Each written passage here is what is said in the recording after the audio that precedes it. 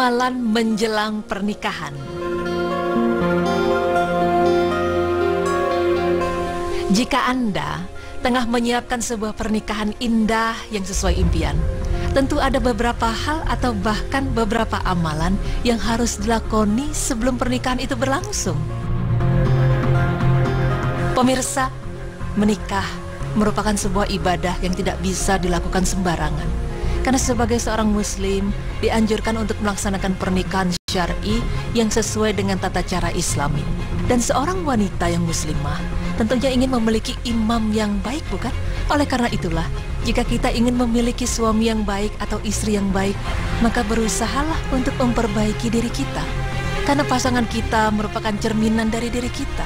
Sebagaimana Allah Subhanahu wa Ta'ala berfirman yang artinya, dan wanita-wanita yang baik adalah untuk laki-laki yang baik, dan laki-laki yang baik adalah untuk wanita-wanita yang baik pula. Quran Surah An-Nur ayat 26. Pemirsa, melihat firman Allah tersebut, terbukti bahwa Allah akan memasangkan wanita yang baik untuk lelaki yang baik. Dan jangan sampai kita dipasangkan oleh Allah dengan pendamping hidup yang tidak kita inginkan. Lantas, untuk mendapatkan yang terbaik dari yang paling baik, adakah amalan yang harus kita lakukan sebelum menikah?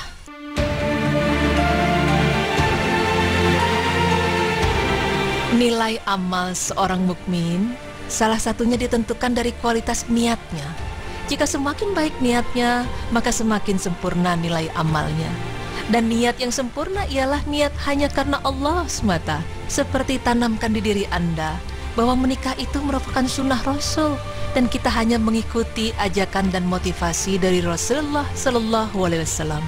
Nikah itu sunnahku. Siapa yang tidak mengamalkan sunnahku bukan bagian dariku.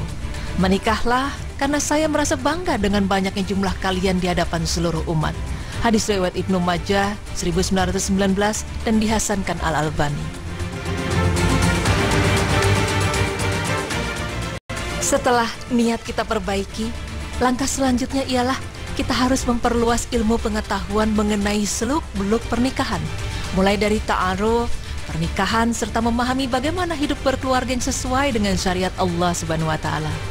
Ali bin Abi Thalib pernah mengatakan dalam adab ad-dunya wad-din bahwa ilmu lebih baik daripada harta. Ilmu menjagamu dan harta kamu yang jaga.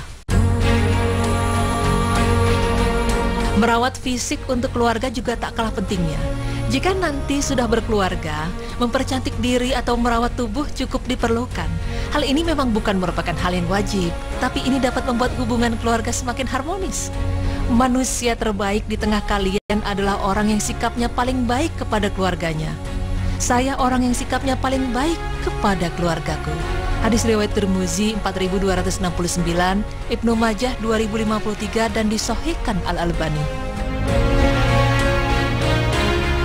Persiapan demi persiapan dilakukan, bahkan sampai puasa pun dijalaninya sebelum datangnya hari bahagia. Namun, pernahkah tersirat di benak Anda, mengapa kita harus puasa sebelum menikah?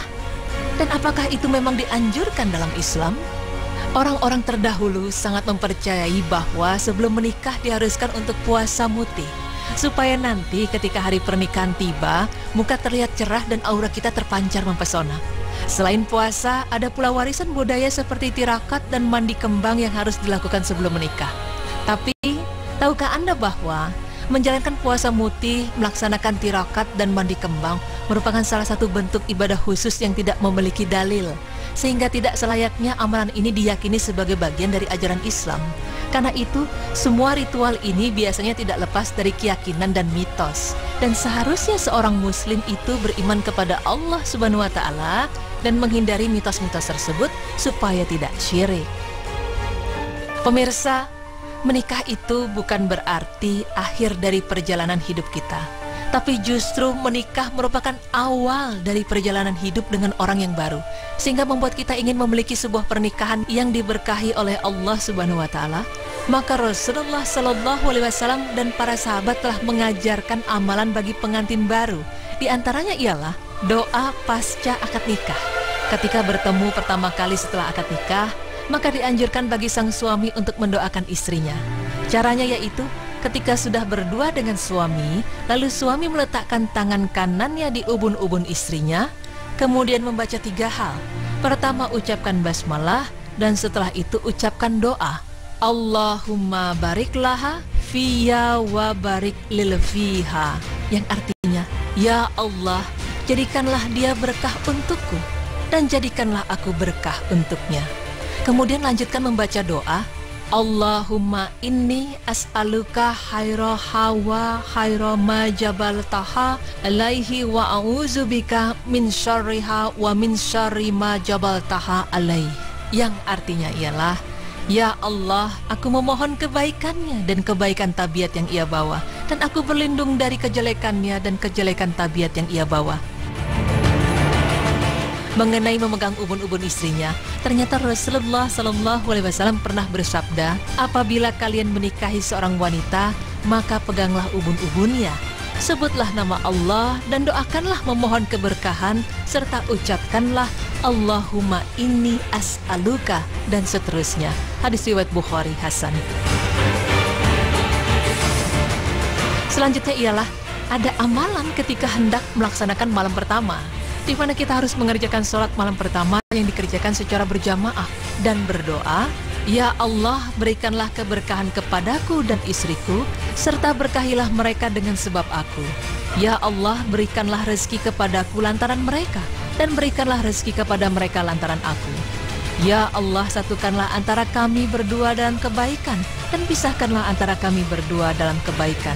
Diriwayatkan oleh Ibnu Abi Syaibah dalam Al-Musannaf 17.156 dan disahihkan Al-Albani.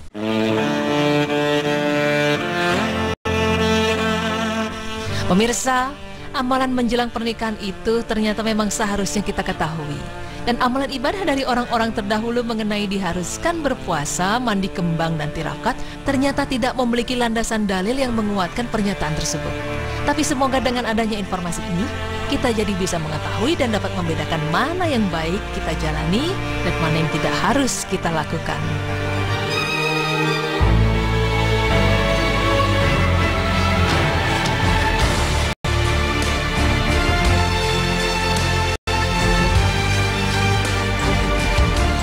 Ya, ini pasti informasi yang bermanfaat sekali untuk calon-calon pengantin ya. Insya Allah bisa mengikuti apa-apa yang disarankan tadi ya di berita ini ya. Oke, baik, kita akan ke kuis ya, atau bagi-bagi hadiah. Tapi sesaat lagi, jangan kemana-mana, tetap di Berita Islami Masa Kini.